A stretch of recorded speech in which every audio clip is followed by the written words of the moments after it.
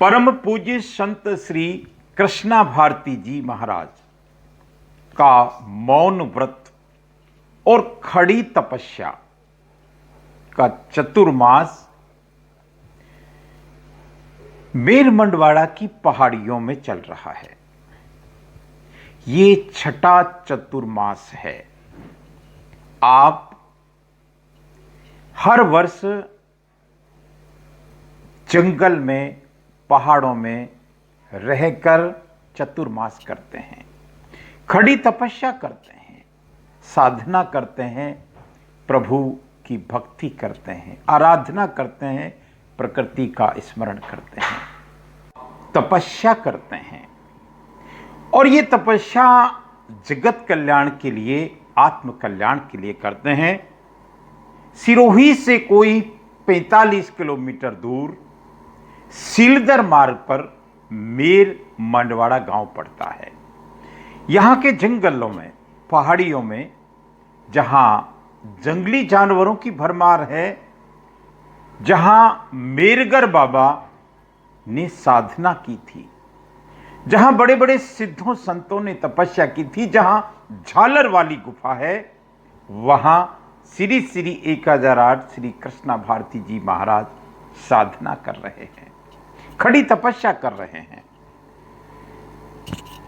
रामचरितमानस कहती है कि तपबल रचई प्रपंच विधाता, तपबल विष्णु सकल जग त्राता, तपबल शंभु करई संघारा, तपबल शेषु धरही मही भारा, तप आधार सब सृष्टि भवानी, करही जाही तपु अस जिय जानी, सुनत वचन बिस्मति महतारी, सपन सुनायऊं गिरिही हंकारी।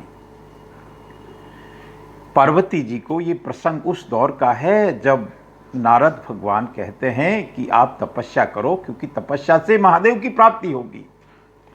यहां संत शिरोमणि श्री श्री 1008 श्री कृष्णा भारती जी महाराज और इस आबू क्षेत्र में, इस भारत भूमि में, इस तपोभूमि, इस सिद्ध भूमि में अनेक संत महात्मा अपने अपने तरीके से साधना करते हैं, अनेक साधु करते हैं। इस आबू क्षेत्र का यही कमाल है कि यहां साधना करते हैं।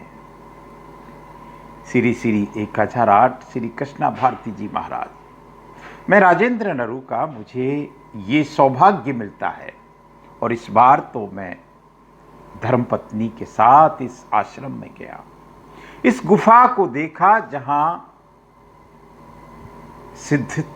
सिद्धों की गुफा है। ये जंगल है साहब। यहाँ पास में एक झालर वाली गुफा है जिसका बारे में हमने आपको सिरोही टेम्पल्स के माध्यम से बताया था। हमने पूर्व की साधनाओं के बारे में भी आपको निवेदन किया था।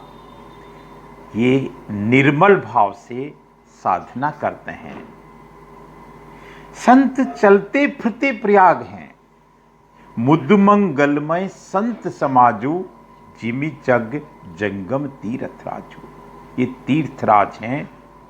ये हमारा सौभाग्य है कि इस भारत भूमि में साधु संत तपते हैं। वो स्थान तपोभूमि होता है जहां साधु विराजते हैं।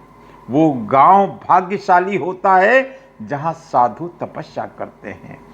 वो क्षेत्र तपोभूमि कहलाता है, तीर्थ राज बन जाता है जहां प्रभु का स्मरण होता है। इस जगह के बारे में सिरोही से कोई 45 किलोमीटर दूर यहाँ साधु तपते हैं। मंडवाड़ा गांव, वैसे मेर गांव की कहानी कुछ हटके है। कई सौ साल पहले यहाँ गांव हुआ करता था। एक घटना के तहत ये गांव खत्म हो गया था। ये मैं उस स्थान को बता रहा हूँ। ये जो धूणा आप देख रहे हैं, गांव वाले बताते हैं पहली तपस्या इसी स्थान पर की थी। कोई झोपड़ी नहीं थी, एक बस बैठ गए थे और साधना की। इनको श्री श्री 1008 संत शिरोमणि ना बरसात की चिंता करते हैं। हम ये एक आश्रम और देख रहे हैं। इस स्थान पर मेरगर बाबा तपते थे, एक साधु तपते थे, एक तपस्वी तपते थे।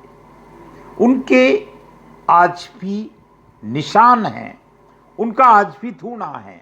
ये अलग बात है कि यहां रहना बहुत कठिन है, क्योंकि आसपास रीछों के झुंड गुजरते हैं, लेकिन यहां इनकी समाधि भी है, यहां इनका चिमटा है, यहां इनका दंड है, यहां इनकी झालर है, यहां इनका आसन है, यहां इनका वो पाटिया भी है जिस पाटिया पर बैठकर आप भजन करते थे। या यूं कहें कि यहां इनकी पॉजिटिव ऊर्जा है। जो कोई यहां पहुंचता है उसको उस ऊर्जा का एहसास होता है। यहां श्री शीतला माता का मंदिर है। हमको गांव वालों ने यहां के बारे में अनेक तरीके से बताया। यहां बताया कि ये गांव था, यहां आज भी अवशेष मिलते हैं साहब। यहां कई ईंटें मिलती है, क्योंकि ये एक गांव है। ये इस पाटिया को प्रणाम करें, जर्जर हो चुका है, लेकिन यहां साधना करते थे। बहुत पुरानी बात नहीं, ये उनकी समाधियां हैं, साधुओं की समाधियां हैं। आजकल तपस्वी साधुओं के दर्शन दुर्लभ होते हैं साहब। श्री श्री 1008 श्री कृष्णा भारती जी महाराज ऐसे सच्चे निर्मल संत हैं जो तपस्या में लीन रहते हैं। कोई दिखावा नहीं, बस इन्होंने इस स्थान का चयन किया, जंगल का चयन किया और तपस्या में लीन हो गए। 4 महीने गुरु पूनम से इन्होंने तपस्या शुरू की। मैं निवेदन कर दूं, ये 6ठी तपस्या है। 4 बार की तपस्याओं का हमने सीधा दर्शन करवाए थे। आज सच में आनंद का अनुभूति। और इनका प्रेम देखिए साहब। हम गए वहां, चाय पिलाई। मैं एक चीज और बता दूं, ये वो बरगद है। पिछले वर्ष यहां पर 2 बरगद सिरोही से स्कूटी पर रखकर ले जाने का मुझे सौभाग्य मिला। यहाँ तुलसी महारानी भी बहुत सारी है, लेकिन संत शिरोमणि ने इन दोनों बरगदों को पानी पिलाया और इनकी देखभाल की, और आज 1 वर्ष बाद ये बरगद काफी विकसित हो चुके हैं।